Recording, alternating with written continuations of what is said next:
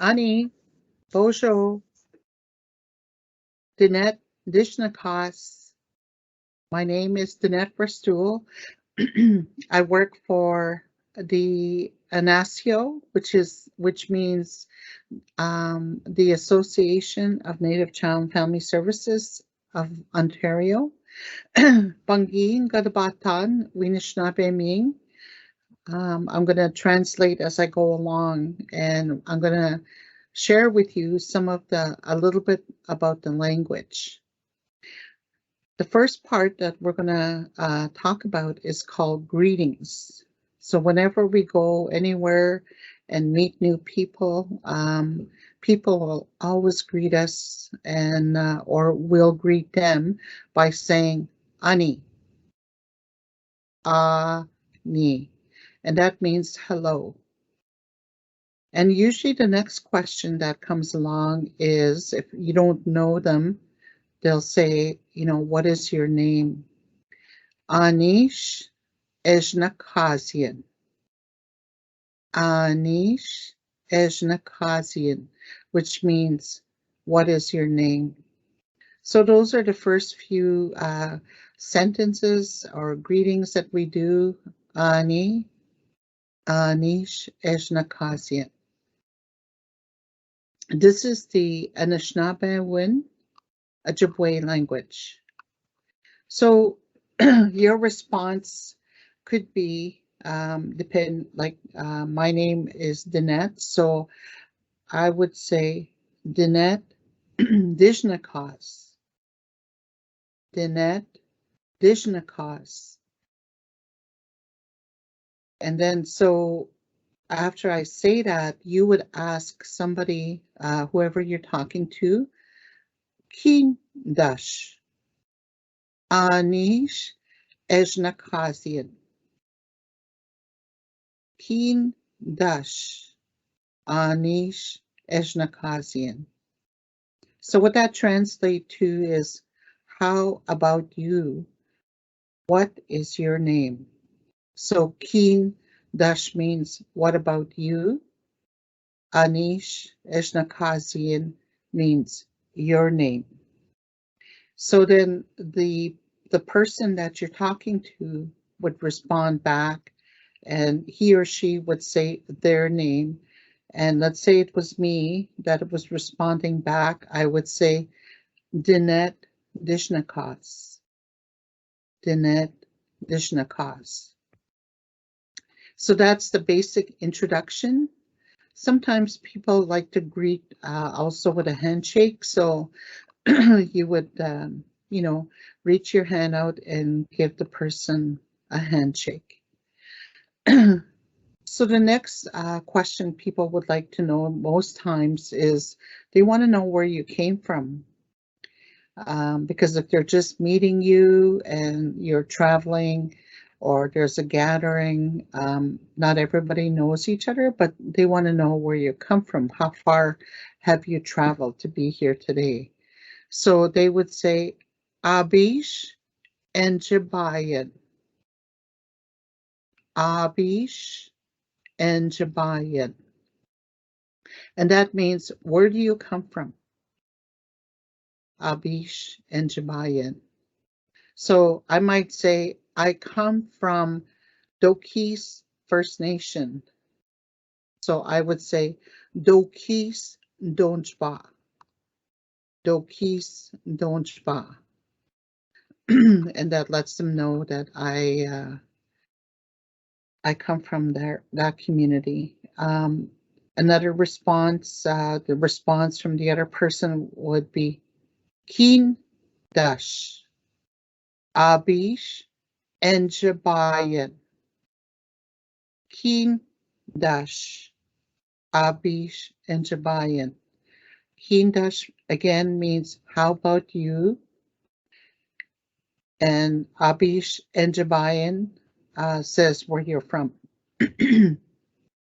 So the other person would share with you where they come from, and they would name their community or city that they're from. Some of the key words when we talk, when we're pronouncing and translating these words is keen dash. The word keen means you're asking that other person, but there's a double I in there, and that double I makes the E sound, and that's why key, it sounds like keen dash. And those double vowels are the double letters that you see, bish.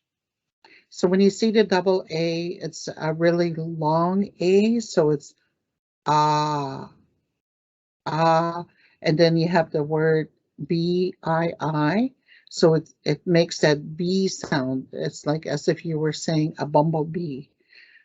Bish, bish, and jabayat.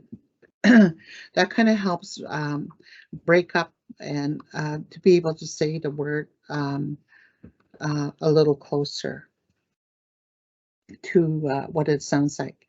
The next part I'm going to share with you, it's the words for family. What do we call our family? The first one on this list is my cousin.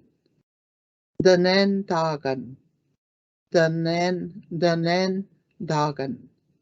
That's how we pronounce that. And again, you kind of have to break it up in like in syllables. Duh. And it makes that short, it's a short vowel, D-I, duh, nen, da, and again you have the double A in there, da, nen, da, gun.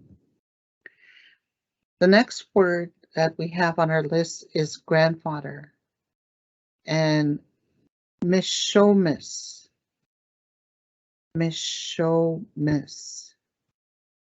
And again, we have one double vowel in there, the double O, me, show. So you would say the S-H-O-O together, Miss Show, Miss. Grandmother, this is how we would say that, no Miss. Again, we have that double O in there, which makes a nice little O sound, like it's kind of like long. No Miss. Friend, which can wear. Which can wear. A lot of times when we're going somewhere, we're traveling with our friends or joining a powwow or a gathering, and we usually like to go with somebody. So you're going with a friend.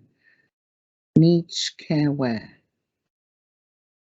And then if we're younger, maybe it's our parents that's going with us, and we would say nitsi mak, gitsi mak, gitsi mak. Again, you have the double I, which makes an E sound in that word, gitsi mak. Mother, we pronounce that that word with ga she, ga she. And father, we would say nos, nos. Sometimes people use the word to bopa, bopa. So that would mean the same thing. Sometimes when you're traveling in different regions, there's different pronunciations with the words that are commonly used in that community. So you might say gashe or moma, meaning my mother, nos, mage, bupa. So either one of those describes who your parents are. Animals. So we've included a couple of animals that we commonly see within our area. And the first one is bear. Makwa. Makwa. That's how we say bear. A black bear, which we commonly have here, is makdeze, makwa. Makdewez, makwa. Makdeze. So the makdeze is black. The word makwa is bear. So makdeze, makwa. Fish, the way we would say this, yi gon, yi gon. Again, we have the double I there. So it makes that E sound, just like in the word be. So ki, and then we have the double O, which makes that long O sound, ki go, ki go. And that's how we pronounce that word. Eagle, magwisi, magwisi. Mimanda ejekidang, mimanda ejekidang, migwisi. That's how we say that. Bineshi is for bird. Be, ne, she. Your BI is a short vowel, and the I and the NE short vowel, and then you got be, ne, she. Again, the double I that makes the E sound in there, beneshi. And when we want to pluralize the word for birds, we say be, ne, she, ug. Be, ne, she, ug. That's how we would say, I seen a flock of birds. Beneshik, gi, wamak. You know, that's how I would say that. If I seen a flock of birds sitting on the tree or on the hydro line. Beneshik, gi, wamak. Misamanda, bangi, giin monagenine, eshukidang, bangi manda nishnabewin. Optionishin, minokchipiten dagot, pane winishnabe ming, we can ming, we skoning, washikiding, kinegebo. So these are the words that I wanted to share with you today. Our language is very important. Our language is very descriptive. It describes the place, the person, like people very precisely. The language provides you with your identity as part of your identity.